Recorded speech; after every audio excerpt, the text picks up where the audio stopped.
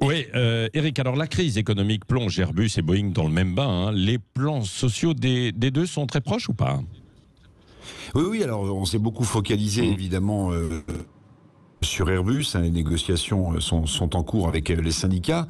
Mais en fait, quand on regarde Airbus et Boeing, ils sont exactement dans le même bain. Alors quand tout va bien, les deux géants de l'aéronautique, on le sait, sont dans une concurrence exacerbée pour vendre leurs avions. Mais quand tout va mal, crise sanitaire plus crise économique, Airbus et Boeing sont dans la même situation. Alors non plus seulement une concurrence industrielle, mais aussi, il faut le dire, une concurrence sociale. Là où Airbus, vous l'avez dit Patrick, va supprimer 15 000 postes, dont sans doute 5 000 en France, Boeing va en supprimer 16 000, il faut le rappeler, et dans les deux cas, des licenciements secs ne sont pas à exclure. Il faut dire que Boeing comme Airbus sont en danger de mort industrielle, j'emploie la formule à dessein, les experts le disent, le trafic aérien ne reviendra pas à la normale avant 2 ou 3 ans, et le marché des avions civils va rétrécir durablement à cause de la montée des revendications écologiques, mais aussi des ruptures technologiques. Alors, autre point commun entre les deux avionneurs, le soutien des États, même si les États-Unis jouent toujours sur l'ère du libéralisme économique. En réalité, Washington, comme Paris,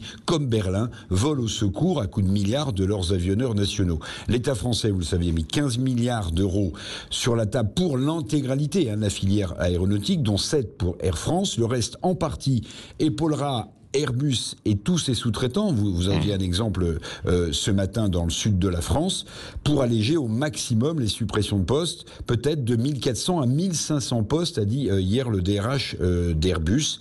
Donc toutes ces suppressions de postes, on voit, elles sont identiques finalement chez Airbus et chez Boeing. Oui, mais les subventions ne serviront-elles pas à payer les départs annoncés, Eric?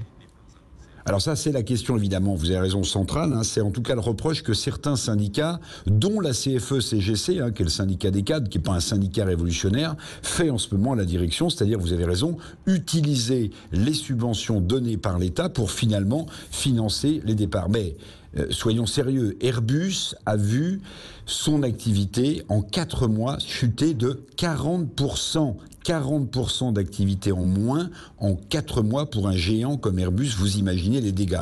Alors, les mises au chômage partiel et les départs volontaires ne suffiront pas. Cette industrie aéronautique, Airbus, Boeing, Embraer aussi, le brésilien, sont en pleine tempête et en plus, elles doivent se réinventer avec des avions bas carbone.